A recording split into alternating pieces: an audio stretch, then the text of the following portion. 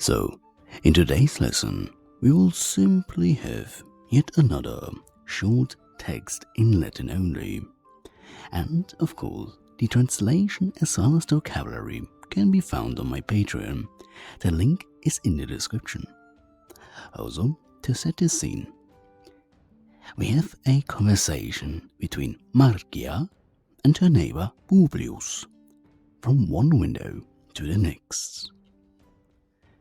Marcia, Vicine, salve. Publius, Marcia, salve tu, kuidagis? Ego, nihil ago. Fesa sum etiam post noctem. Etiam ego hic dormire albusum. Ista insula somnum non admittit. Non solum vicinos audimus, non etiam tu carros audis. Noctu, materiam per vias veunt. Audio, et vigillo. Fura liquem primit, missa clamat. Ego adiuvare albusum, num Herculesum, num noctu per vias eo. Et ista atticus magister, clamat et clamat.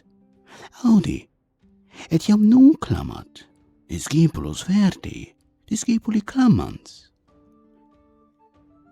Tiberius, iuxta Marciam fenestra spectat.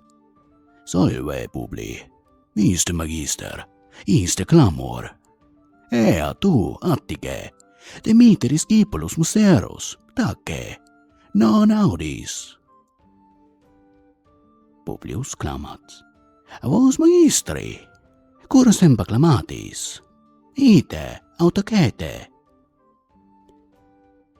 Ibi Titus it, specta autem ibi Claudium vicinum, iste Claudius matellam fenestrae hundit, cavit ite. Nunc autem nos laborare debemus, Publi, mecum. Etiam me pupina mea ad laborem vocat.